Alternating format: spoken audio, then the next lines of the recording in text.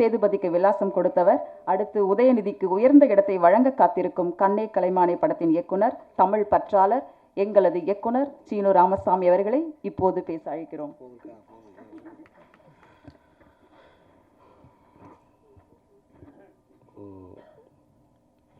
அனைவருக்கும் வணக்கம். ஏறக்குறைய 2.5 வருடங்களுக்கு பிறகு என்னுடைய படம் சம்பந்தமான இந்த நிகழ்வில் உங்களை சந்திப்பதில் எனக்கு ரொம்ப மகிழ்ச்சி. என்னுடைய பத்திரிகை நண்பர்களை சந்திப்பதில் ரொம்ப மகிழ்ச்சி.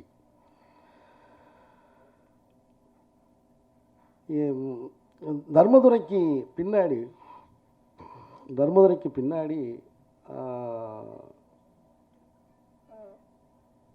ஒரு சரியான ஒரு படத்தை அமைக்க எனக்கு தெரியலை, எனக்கு முடியலை.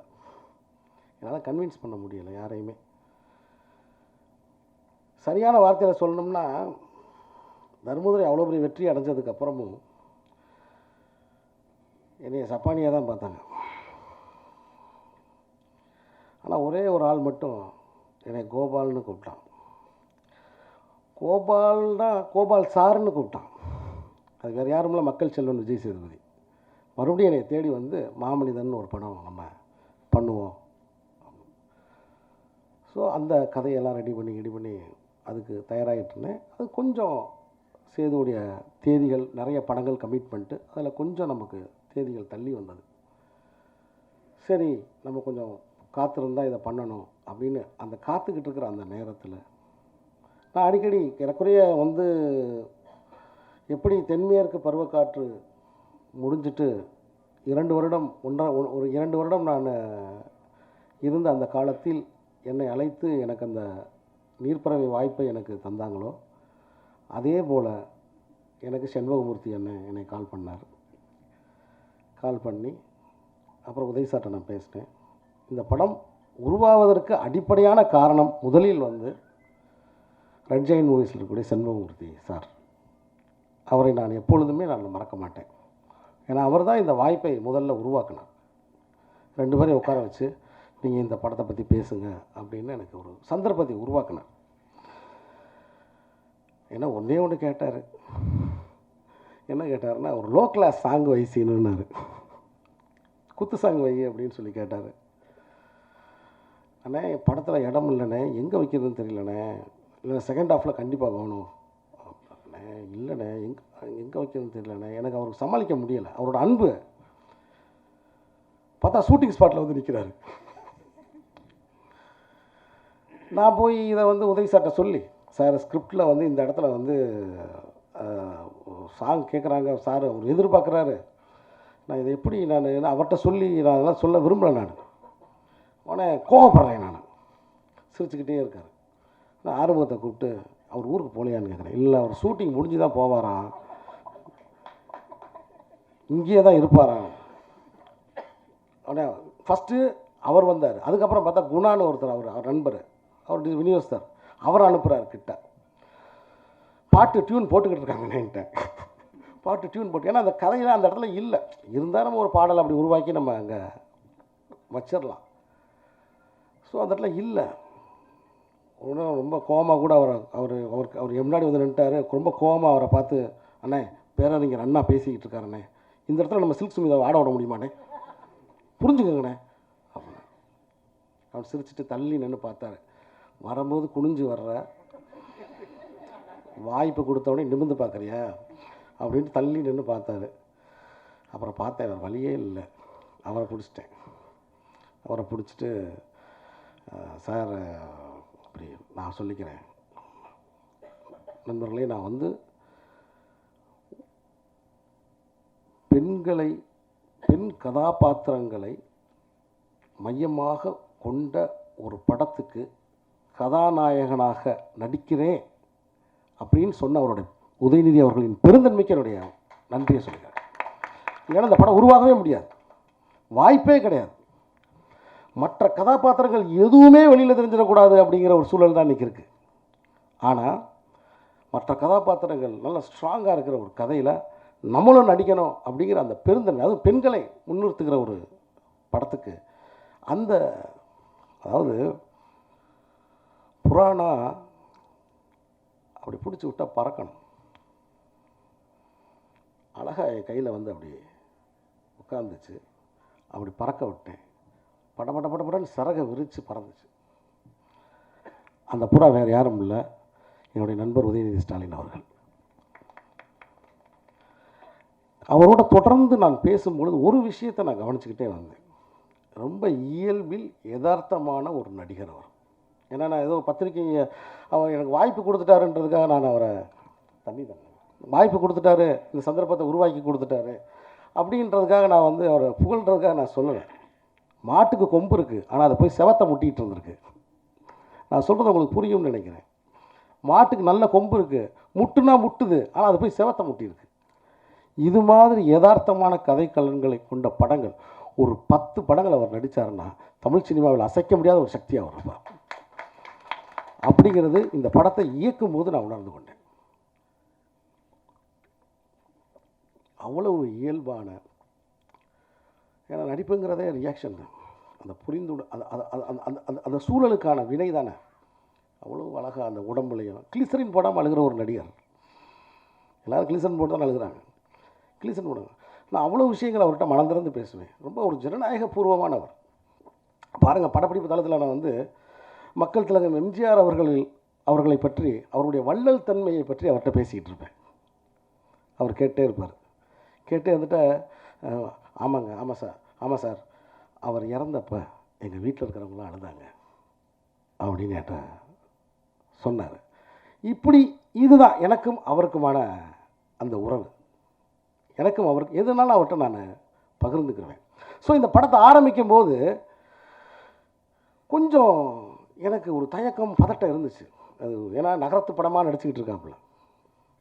நம்ம ஒரு கதையை சொல்லிட்டோம். ஃபஸ்ட்டு ஒரு கதை சொன்னேன், போலீஸ் ஸ்டோரி சொன்னேன், ஒரு க்ரைம் த்ரில்லர். கிராமத்தில் யாருமே த்ரில்லர் எடுத்ததில்லை சார், நம்ம ஒரு இன்வெஸ்டிகேஷன் ஸ்டோரி ஒன்று எடுப்போம் சார் நம்ம அப்படின்னு ஒரு கதை சொன்னேன். இல்லை சார் அது இன்னும் வேறு. அப்புறம் இந்த கதையை எடுத்துகிட்டு வந்து சொன்னேன், இதில் நடிக்கிறேன் அப்படின்னு சொல்லிட்டார். ஆரம்பத்தில் கொஞ்சம் புரிதலில் வந்து கொஞ்சம் சிக்கல்கள் இருந்துச்சு. யார் சார் அப்பாவை நடிக்கிறாரு அப்படின்னு நான் நம்ம பூராம கூட்டு வந்து அவரை ஒரு ட்ரெஸ்லாம் போட்டு ஒரு ஃபோட்டோ எடுத்து, அந்த கேரக்டர் கரெக்டாக இருக்கணும்டா, இந்த மண் உற்பத்தி சாலையில் இருக்கிற அவர் தான். அவரை ஃபோட்டோ எடுத்து சார் வாட்ஸ்அப்பில் அனுப்பிச்சேன். உடனே சார் இவர் தான் அப்பாவா? என்ன சார் அப்பா இவ்வளோ அழுக்காக இருக்காருன்னு கேட்டார்.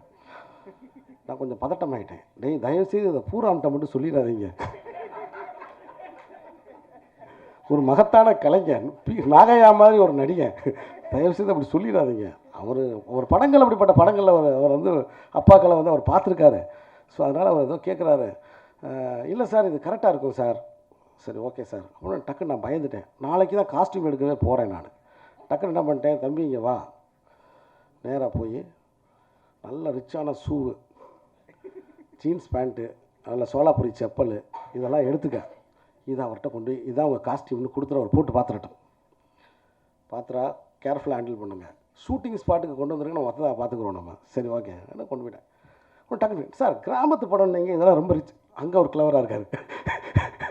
கிராமத்து படம்னு சொல்கிறீங்க, ஆனால் வந்து இதெல்லாம் சார் இது வந்து அப்படின்னா. இல்லை சார் நீங்கள் வரமாட்டீங்களோன்னு நான் பயந்துட்டேன். அதுக்கு தான் முதல் நாள் என்ன பண்ணிட்டேன், நம்ம காஸ்டியூம் நம்ம ரவிச்சந்திரன் அசிஸ்டண்ட்டு ஒரு கிழிஞ்ச கையிலேயே கூட்டு போய் ஒரு கிழிஞ்ச பனியனை கொண்டு போயிட்டேன் நேராக. உடனே பனியனை அப்படி பார்த்துருக்காரு, இதை நான் போட்டு வரணுமா அப்படின்னு கேட்டிருக்காரு. நான் சொன்னேன், என்கிட்ட வந்து நான் சொன்னேன் பனியன் இல்லாட்டினாலும் பரவாயில்ல, வெறும் உடம்பா அவரை வர சொல்லிடு அப்படின்ட்டு. நல்லா தான் இருக்கும். இல்லை பரவாயில்ல இந்த பனியனை நான் போட்டுறேன் அப்படின்ட்டு. அன்னைக்கு கேரவனை விட்டு இறங்கினார். 1 மணி நேரம் தான் அப்படி பார்த்தாரு. அதுக்கப்புறம் அந்த செம்மண் சாலையில் ஒரு சைக்கிள் எடுத்துக்கிட்டு என் கூட வந்துட்டார். அவ்வளோதான். அந்த கிராமத்தில், அந்த பச்சை பசேல்ன்ற அந்த கிராமத்தில் ஒரு கமலக்கண்ணன் அப்படிங்கிற ஒரு கதாபாத்திரமும் வந்துட்டார். அவருடைய பெயர் வந்து உதயநிதி, என் நிதியை உயர்த்திய உதயநிதி. ஆனால் இந்த படத்தில் உதயநீதியாக இருக்கார். அந்த நீதியை நான் நீதியாக மாற்றிட்டேன். அவ்வளோ ஒரு நேர்மையான ஒரு கதாபாத்திரம். அதுலேயே கரைஞ்சு உண்மையிலே வேறு யாருமே பண்ண முடியாதுன்ற அளவுக்கு அந்த கதாபாத்திரமாக அவர் எனக்கு அந்த ஸ்கிரிப்டுக்கு வந்து அவர் அந்தளவுக்கு நம்ம என்ன சொன்னாலும் வந்து அதை கரெக்டாக அது வந்து அதை தாண்டி சில விஷயங்கள் சில சந்தர்ப்பங்களில் வந்து நம்ம சொன்னதை தாண்டி சில அவுட்புட்லாம் எனக்கு ஸ்பாட்டில் எனக்கு கிடச்சிச்சு. முழு சுதந்திரம் கொடுத்தாரு.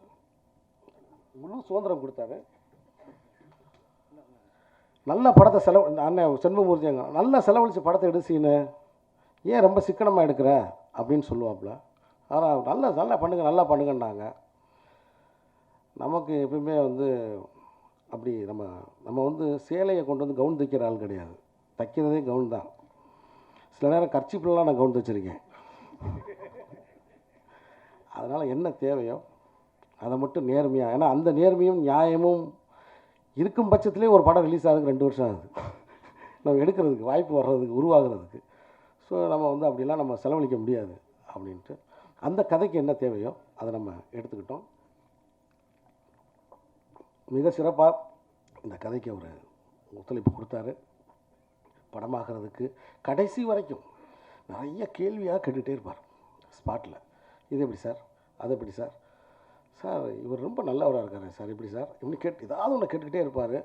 உண்மையிலே ரொம்ப ஒரு ஆனந்தமான நாட்களாக எனக்கு இருந்துச்சு. ரொம்ப சந்தோஷமான நாட்களாக, ஏன்னா எல்லோரும் ஒத்துழைக்கும் போது ரொம்ப சந்தோஷமான ஒரு நாட்கள், நமக்கு மனசுக்கு பிடிச்சமான ஒரு, ஏன்னா வாழ்வு நமக்கு தருகிற ஒவ்வொரு சந்தர்ப்பங்களையும் ஒரு குறைந்தபட்ச அறத்தோடு ஒரு படத்தை எடுக்கணும்னு நான் ஆசைப்பட்றேன்.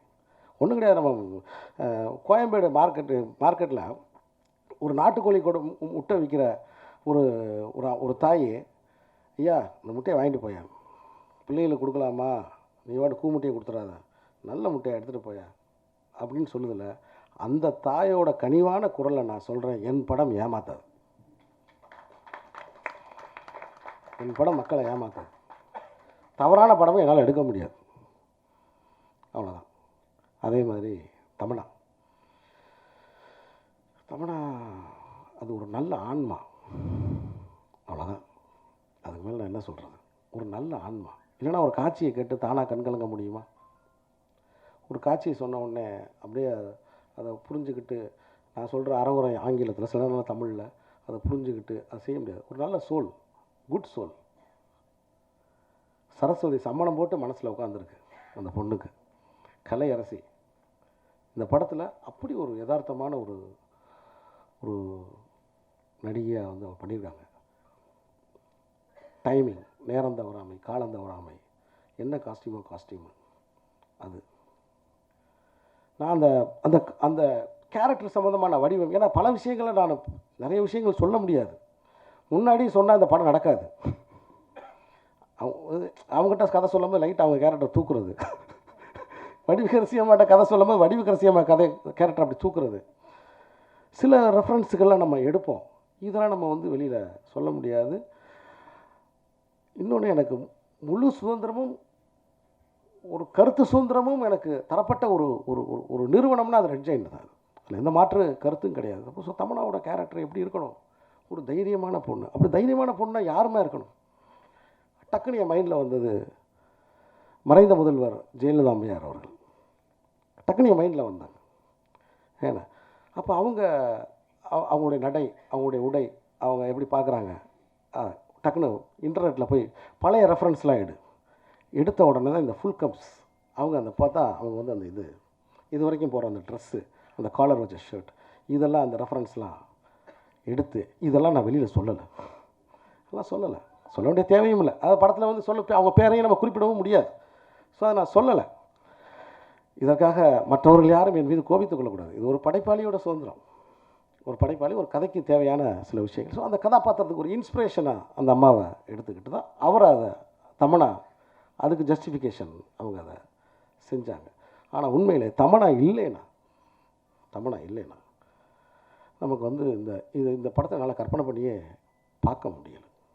இந்த படத்தை நல்லா, ஸோ தமன்னா வந்து அப்படி பாந்தமாக பாரதி அப்படிங்கிற அந்த பொண்ணா இதில் வந்து அவங்க நடிச்சிருக்காங்க. ஸோ தமன்னாவோடு தொடர்ந்து நான் படங்கள் வேலை செய்யணும்னு ஆசைப்பட்றேன். எனக்கு மக்கள் செல்வன் விஜய் சேதுபதி மட்டும்தான் ஒருத்தன் தான் எனக்கு ஆதரவு கொடுக்கறதுக்கு நினச்சிக்கிட்டு இருந்தேன். ஆனால் எனக்கு வந்து இன்றைக்கி இன்னொரு மக்கள் அன்பனும் என் கூட இருக்கார். அவர் ஏன்னா யதார்த்தமான நடிகர், என் கதைகளுக்கு பொருத்தமான ஒரு யதார்த்தமான நடிகர், எனக்கு சந்தர்ப்பங்களை உருவாக்கி தரக்கூடிய ஒரு நடிகர், ரொம்ப இயல்பான எளிமையான ஒரு மனிதர். ஸோ அந்த வகையில் ஏன்னா ரொம்ப தயக்கங்கள், தடுமாற்றங்கள், நம்ம சொல்கிறது அவங்களுக்கு புரியுமா புரியாதா என்னடா இது அப்படின்னு, ஆனால் எந்த கேள்வியுமே கேட்காம, எந்த கேள்வியுமே இதை வந்து நான் ஏதோ மிகையாக சொல்கிற மாதிரி உங்களுக்கு சீக்கிரம் உங்களுக்கு படத்தை போட்டு காமிக்கணுன்றதான் என்னுடைய ஆசையாக இருக்குது. அதே மாதிரி வடிவுக்கரசி அம்மா, கோடான கோடி நன்றிகள். உங்களை மாதிரி ஒரு பெண் நடிகை தமிழ் சினிமாவிலே கிடையாது. அண்ணன் பேசும்போது பத்திரிகையாளர்காரனை சொன்னாங்க, முதல் மரியாதை படத்தில் சிவாஜி சார் அவர்களுக்கு இணையா அப்படின்னு நடித்த மூத்த நடிகை. இந்த கதையில் ஒரு மைய நீரோட்டமாக நடிச்சிருக்காங்க. அப்படி என்னுடைய எண்ணற்ற நண்பர்கள் நடிச்சிருக்காங்க. ஷாஜி என்னுடைய தென்மேற்கு பருவக்காற்று படத்தை பார்த்துட்டு ஒரு குருதத்து மாதிரி இருக்குது அப்படின்னு எழுதினார். அதுக்கப்புறம் தான் நான் குருதத்து படமே போய் பார்த்தேன் வாங்கி. ஸோ அப்படி ஷாஜி, காசி விஸ்வநாதன் எடிட்டர், அற்புதமான எடிட்டர் இந்த படத்துக்கு. அங்கே ஸ்பாட்லேயே வச்சு எனக்கு எடிட் பண்ணி காமிச்சு ஃபஸ்ட்டு தன்னம்பிக்கை. இந்த படத்தோட முதல் ரொம்ப நேரம் நான் எடுத்துக்க விரும்பலை. இந்த படத்தோட முதல் தன்னம்பிக்கையாக எனக்கு கிடைச்ச முதல் குரல் யார்கிட்ட இருந்ததுன்னா, என்னுடைய இசை நண்பர், இசைஞர், இளைய இசைஞானி திரு யுவன் சங்கர் ராஜா. படம் பார்த்துட்டு ஒரு வார்த்தை சொன்னார், சார் பியூட்டிஃபுல் சார்னார். Sir beautiful sir, super sir. Cut பண்ணிட்டார் ஃபோனை. அதுக்குள்ளே அவர் பேசவே இல்லை. எனக்கு ரொம்ப சந்தோஷமாயிருச்சு எனக்கு. ஸோ அவருடைய இசை பங்களிப்பு அப்படிங்கிறது இந்த படத்துக்கு. எனக்கு அந்த மாண்டேஜஸ்னால நம்ம முன்னாடியே சில விஷயங்கள் எடுக்கிறோம், சில ஷார்ட்ஸ்லாம் எக்ஸ்ட்ரா எடுத்து வச்சுக்கிறோம். பட் இந்த படத்துக்கு வந்து பார்த்துட்டு ஒரு சாங்கையும் ரீரெக்கார்டிங் பேஸில் போட்டு கொடுத்துருக்காரு அது. ஸோ உண்மையிலே இது 3வது படம் இல்லை, இன்னும் 30 படம் நான் எடுத்தாலும் நீங்கள் தான் எனக்கு மியூசிக் டைரக்டர். ஏன்னா அதுவும் இல்லாமல் அடுத்த படத்துக்கு வந்து பழைய டியூன் மேட்ரு ஒன்று சொன்னார். அதுக்கு நான் ஒரு விளக்கம் கொடுத்தே தீரணும். அவர் நிறைய டியூன் எனக்கு தர்றாரு சார். நான் அதை என்னோடய பெட்டகங்களில் சேமித்து வச்சுருக்கேன். நான் அதெல்லாம் சேமித்து வச்சுருக்கேன். அப்போ நான் சும்மா இருக்கிற நேரங்களில் அந்த டியூனை திரும்ப கேட்குறேன், இது ஏதாவது ஒன்று பொருந்தி வந்துருமான்னு. ஒரு டியூனை கேட்கும்போது பொருந்தி வருது. நம்ம ஏதோ ஒரு டம்மியாக ஏதாவது வார்த்தை போட்டு அந்த டியூன் பொருந்துகிற மாதிரி இருக்கேன், சரி அவருக்கே அனுப்பி வைப்போம். சார் இது உங்கள் டியூன் தான், இதை வேணால் அந்த சீனுக்கு நம்ம பயன்படுத்தி அந்த சாங்க்கு பயன்படுத்திக்கலாமா? இல்லை அது வேறு ஒன்று, இது வேணாம் இது சரியாக வராது அப்படின்னு சொல்லிடுவார். ஸோ